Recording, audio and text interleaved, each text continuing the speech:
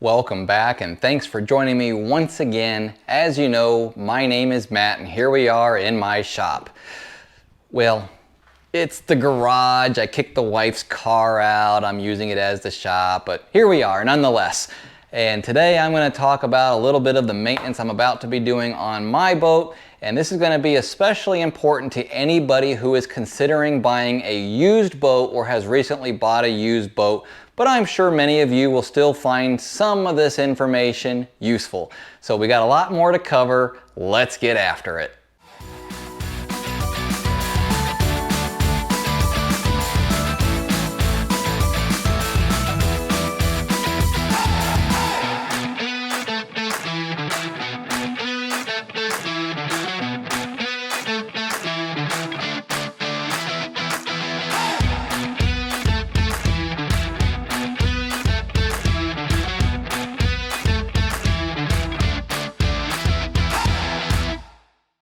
All right, I am so glad you guys are here.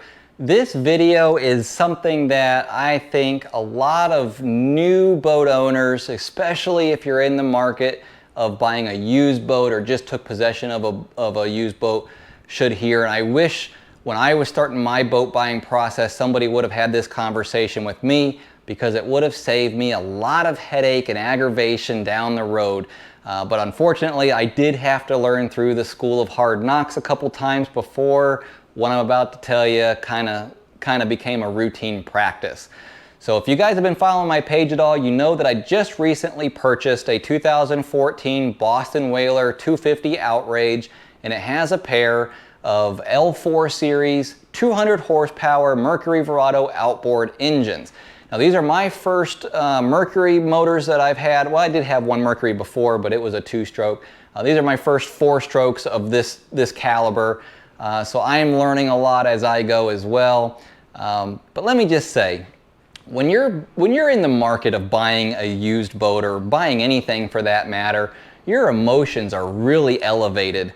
And it's exciting. It's a really exciting time to be able to get that toy, that luxury item, or you know, some cases maybe it's a necessity item, I don't know, but your emotions are very elevated. And if you go looking at a boat specifically by yourself, you can almost be guaranteed you're going to miss something that you should have paid attention to, or you're going to be given information from the seller that may not be truthful, accurate, or as forthcoming as it should be, and you're relying on that information to make your decision or decisions going forward.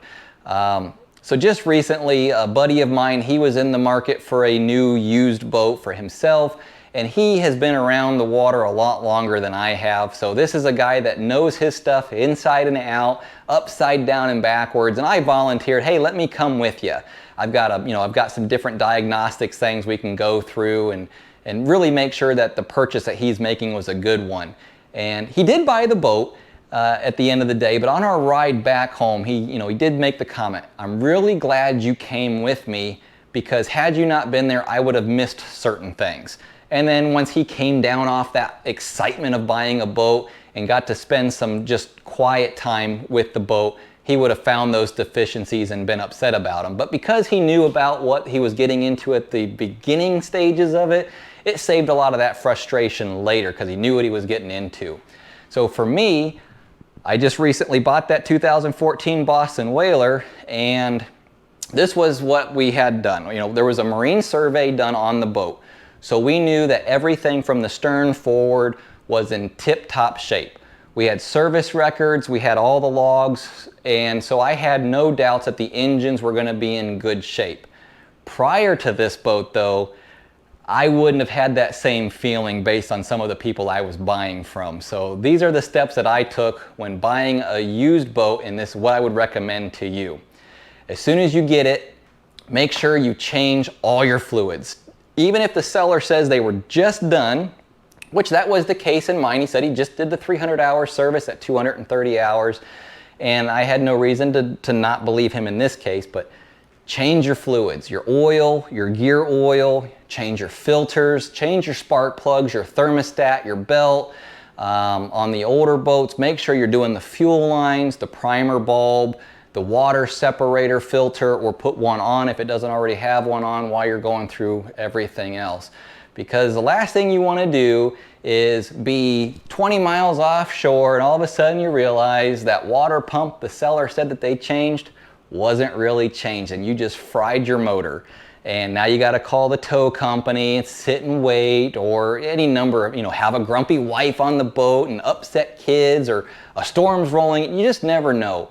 So it's my advice that as soon as you get the boat, no matter what anybody has said up to that point, take care of all the maintenance related items so you have a baseline on where you're starting out on the maintenance. For me, I keep a maintenance log of date, service performed, the associated part numbers with that service, and that makes it easy for a couple reasons. If I need to buy replacement parts, I've already got a part list ready to go. I can really accurately tell when services were done so I'm not left guessing. And then those documents may prove critical in a cover your butt situation down the road. Now, I'm going to be going commercial with my vessel, so having accurate logs is going to be important, because if I ever end up in court for any reason whatsoever, I want to have everything written down. My trip logs, my maintenance logs, my safety stuff, going through changing batteries, test, all that stuff is going to be written down, so that way I can say, I have done everything within my power to ensure the safety and operation of this vessel. And even if you're recreational, I recommend the same.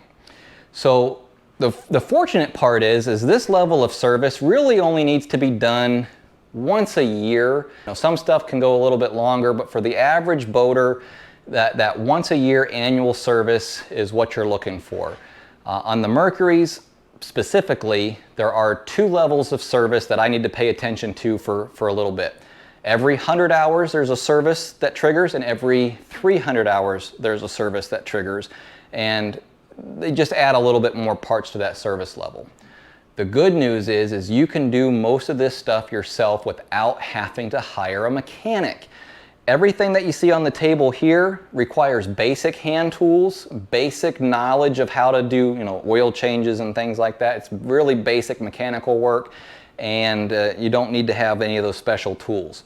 There are some special tools you can use that'll make your job a lot easier, but in this situation, outside of having a filter wrench or a filter strap or a cap, I'm not going to need anything special.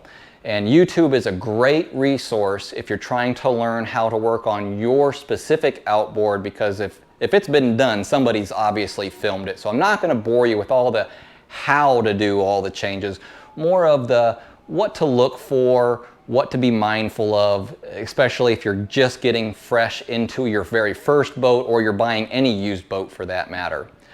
So again, when you're in that buying process, if you can afford to hire a surveyor to come out, I would highly recommend that you get that done.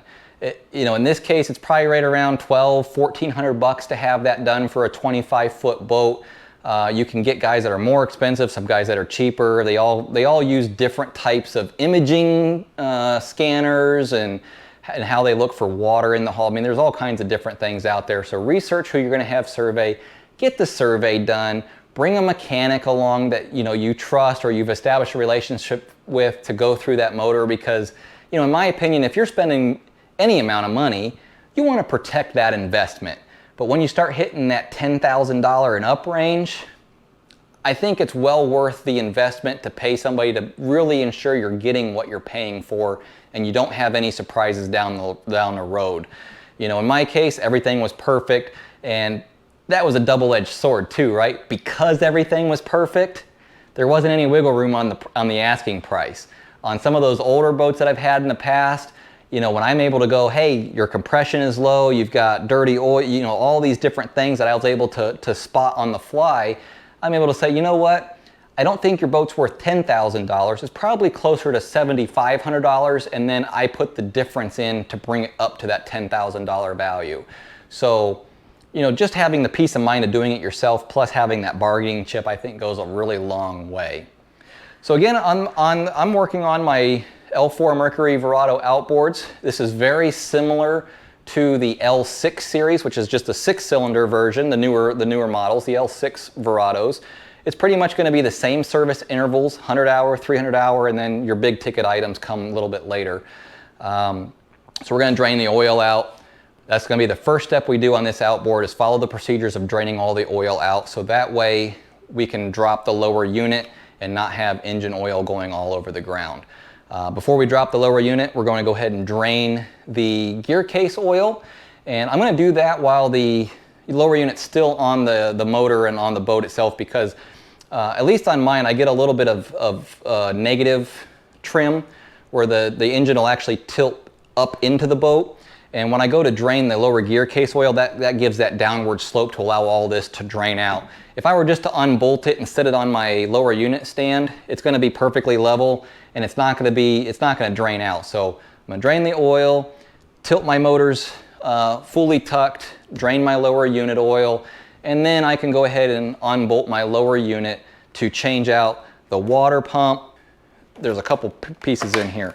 So it's, well, not really a water pump, it's an impeller, little rubber impeller. That's what forces water from down by well, where the lower unit is, for layman's terms. In the lower part of the motor that's in the water, this is going to be sucking up water, feeding the cooling jackets on the power head. So instead of having a radiator on your boat, this is the critical component that keeps your engine from overheating. And then there's, in this particular kit, there's a couple extra gaskets, O-rings, things like that. As you see here, I've got Yamalube. Now, I thought you were working on a Mercury. This is just some lubricating grease. It doesn't have to be Mercury specific or Evinrude specific or anything like that. This is going to be used for, you know, the O-rings, lubricating O-rings, lubricating this wear plate a little bit for that impeller to sit on so I can shimmy it around as I'm lining everything up. So if you don't already have a tube of that, make sure you get that. Once we have the lower unit all squared away with the brand new impeller and brand new Gearcase oil, we're going to move back up towards the top of the motor, change the spark plugs out, change the fuel filters out, both of those, and then go ahead and top off our engine oil and finalize with changing our Serpentine Belt. And on this particular motor, the Serpentine Belt, you know, you don't see them on the 2-strokes. There's really no reason for them. On the 4-strokes, it's the Mercury specific. This drive belt powers the alternator on the outboard as well as the supercharger.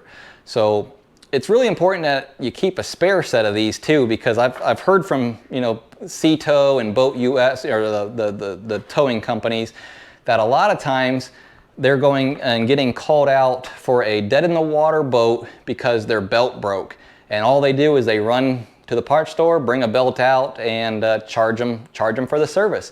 So I do keep a spare set of belts on the boat in addition to what's on the motor, so that way if I'm ever out on the water, I can just change that on the fly.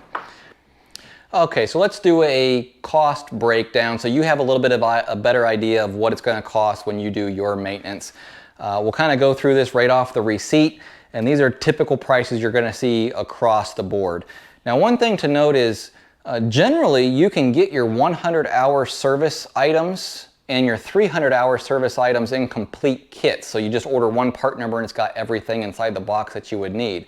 Right now, with the way things are, with back orders, the economy, all that stuff, is there wasn't a kit available for my L4s. I do still see them available for the L6 Verados, but unfortunately for me, I couldn't buy the kit.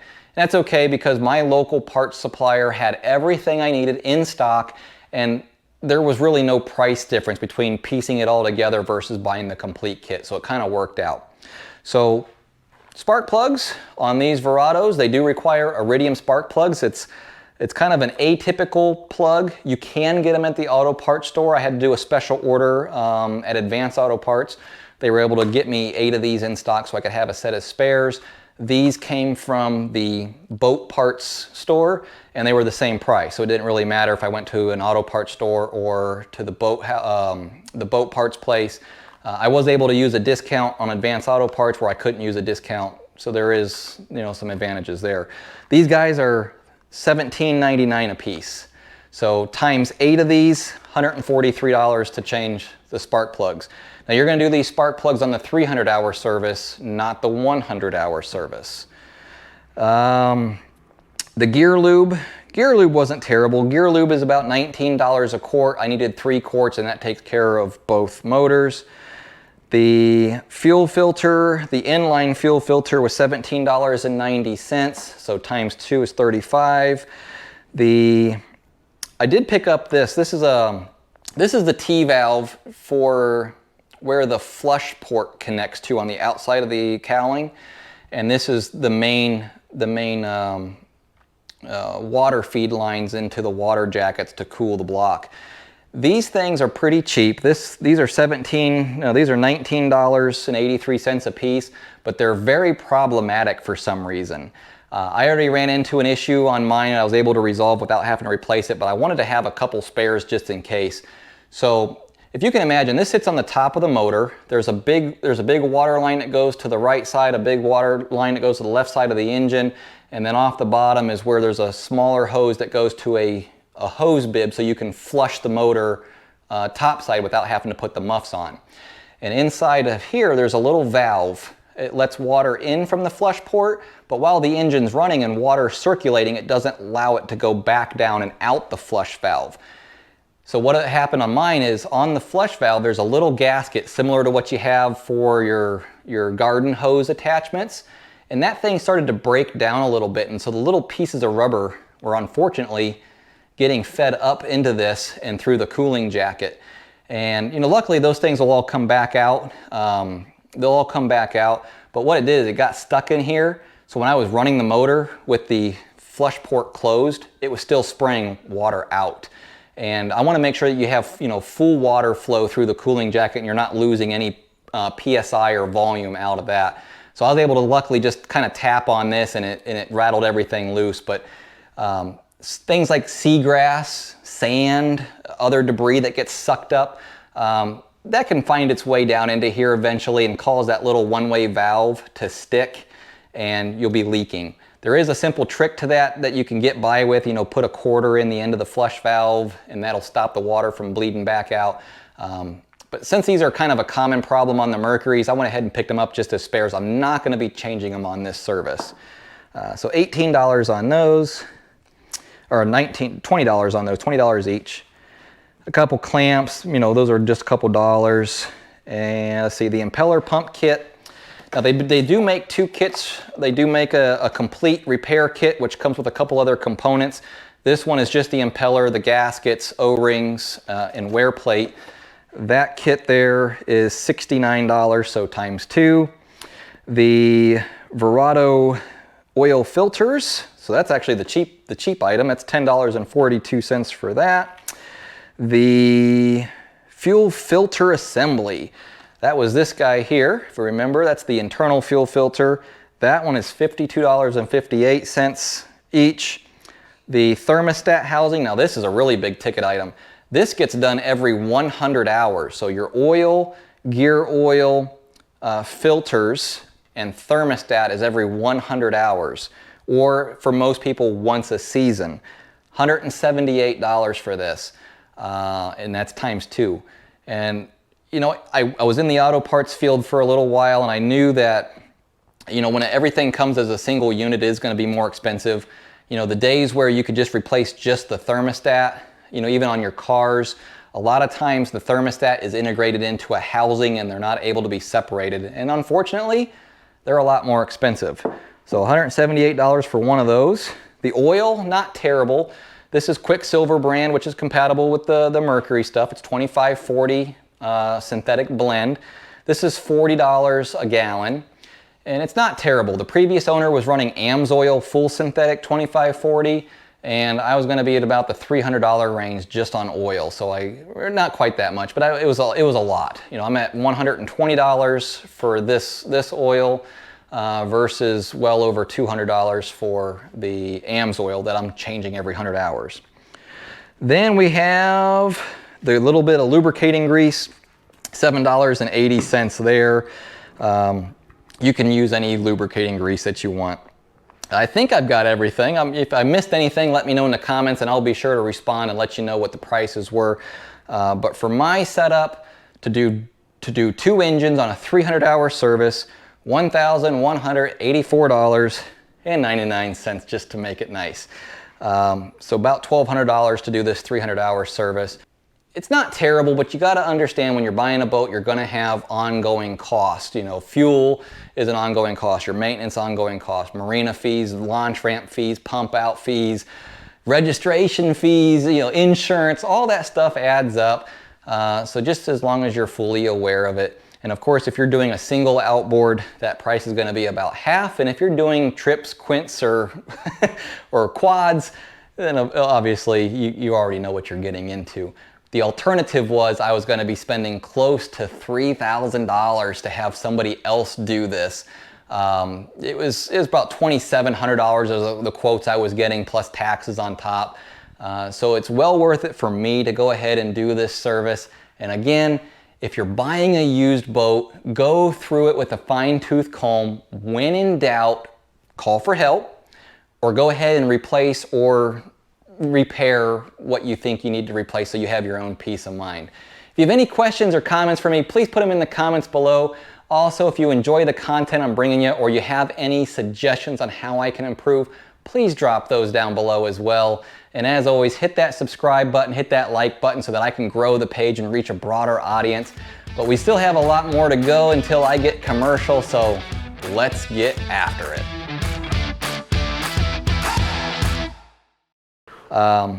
Let's do a parts cost breakdown. I don't know where my receipt went. Let's see if it's in my pocket.